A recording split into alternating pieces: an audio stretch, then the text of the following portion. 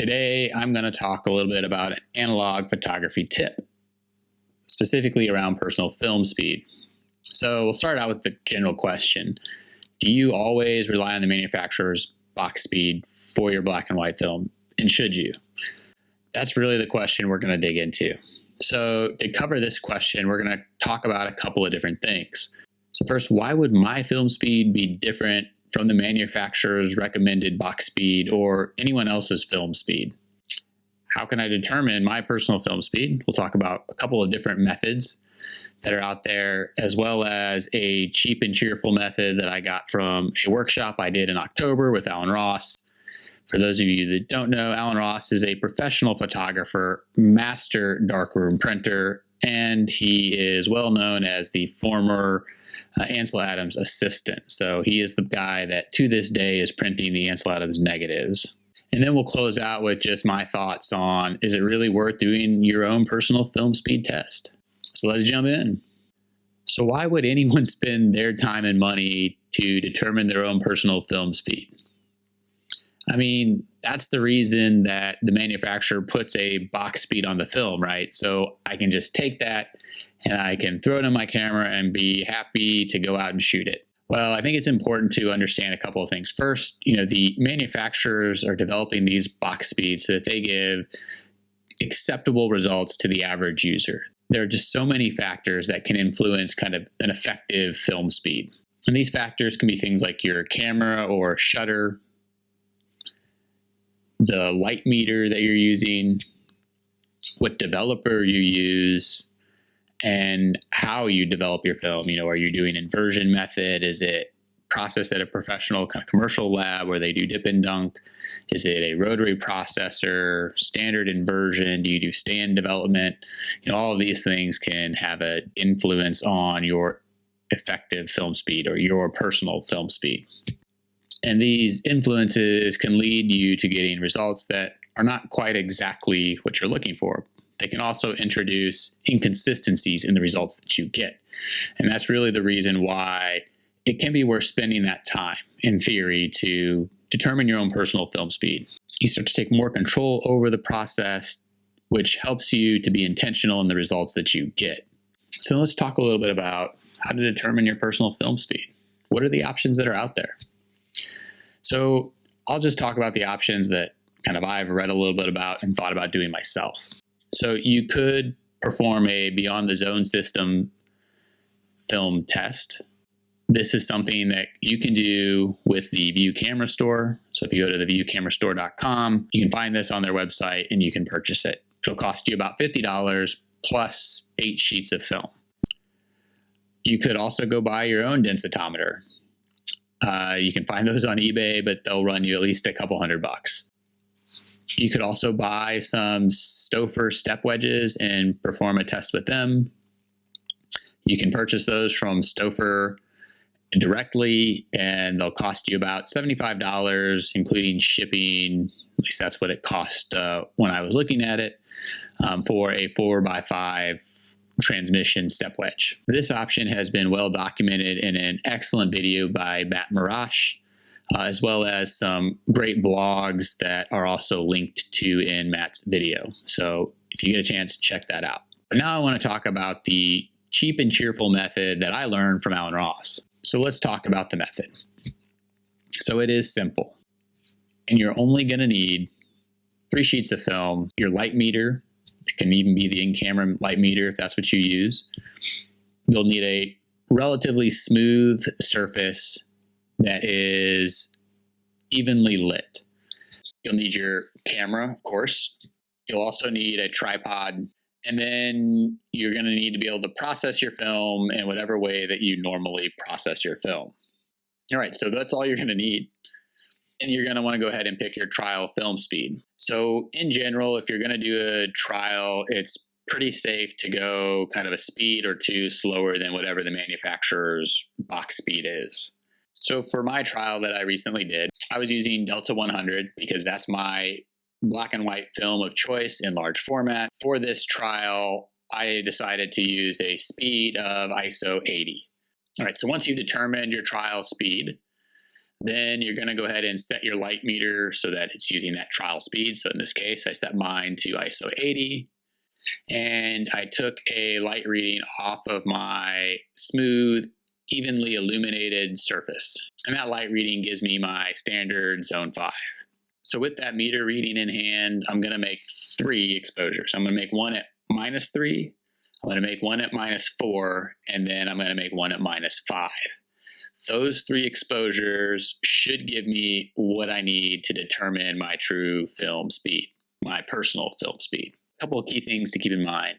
When metering and preparing to make your exposures, you'll want to make sure that none of your exposures will be long enough that you're going to introduce reciprocity failure. So if your shutter speeds are too long, typically, more than about a second, you do run the risk of having to deal with reciprocity failure, which isn't a big deal.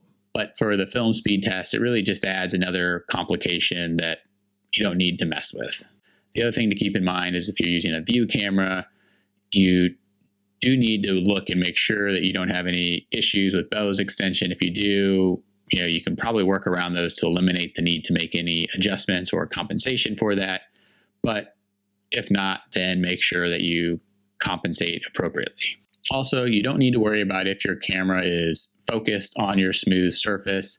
The key part there is you just want to make sure that that smooth, evenly lit surface covers the entire frame. All right, so once you have these 3 sheets of film exposed at -3, -4, and -5, you'll need to develop these sheets or frames with your standard film development process and the manufacturer's recommended development time for your film and developer. So once you have your sheets of film developed, it's time to look at those negatives. And the key thing that you're looking for here is you want to see when the density is greater than film base. So the film base will be very clear, and you want to see when you have that first step denser than film base. And you're going to note which exposure that is. For me, it was the -4 exposure. And this told me that my trial film speed was actually the right film speed. This means that my trial film speed of ISO 80 is my personal film speed. It's the speed that I will use with my camera, meter, developer, and processing method. What happens if it would have shown that -3 was the best exposure? Well, that would have told me that I'm actually underexposing my negative. And so that my ISO actually should be 40, half of my trial film speed. If the best exposure would have been -5 for 5 stops underexposed, that would have told me that my personal film speed would be twice my trial film speed. So in this case, that would tell me that my personal film speed for my Delta 100 was actually ISO 160. And that's it. It's really that simple. Okay, so was it worth it? Well, the answer for me is yes, it was worth it. It was something that I had been curious about for quite some time, but had never really taken the plunge into some of these more involved methods. With this simplified method, it became something that was very attainable. The barrier to do it was minimal, and so really, I didn't have a good reason not to do it. It provided me with a slight change to my personal film speed when I compared that to the Ilford box speed. And although it's not a dramatic difference, it is something. And hopefully this will help me in my journey towards more consistently getting the exposures that I want. If I were asked, is this critical for everyone to determine their personal film speed? I think the answer to that is no, it's not critical. So if you're using film in a standard way with a typical development process and use those manufacturer recommended development times, it's not very likely you'll have a dramatically different personal film speed compared to the manufacturer's recommended box speed. It's unlikely that this will be something that moves you from having negatives that are consistently horribly exposed to negatives that are consistently perfectly exposed. If I were asked the question, is it recommended?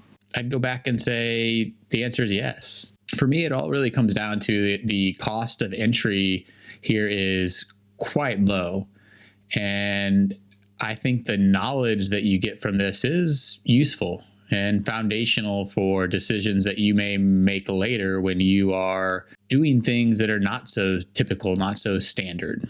Given just how critical it is to getting exposure right and how foundational this is to most everything else in the photographic process, I don't really see a compelling reason not to do this. It takes like an hour or two at most, and then you have your own personal film speed. You probably won't find dramatic differences, but these small differences that you very well may find could be something that helps move you in that direction of chasing that perfect exposure consistently.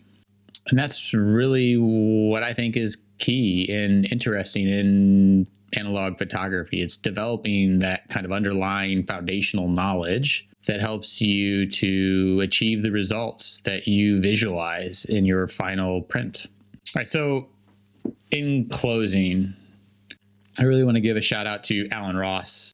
Alan is an incredible photographer, a master darkroom printer, and just an incredible instructor. He's patient, genuine, and an all-around pleasant person to hang out with. If you have an opportunity to do a workshop with Alan, I can't recommend it strongly enough. Just do it. You won't regret it. And I really do look forward to hopefully someday in the future having the opportunity to do another workshop with Alan. So in conclusion, I'll leave with just a couple of questions. So do you determine your own personal film speed, or do you use the manufacturer's box speed? If you do determine your own personal film speed, what method do you use and why do you like that method? Do you have another cheap and cheerful way to determine your personal film speed? So drop an answer to those questions in the comments below. And I think that's about it. So we'll talk to y'all later. Peace.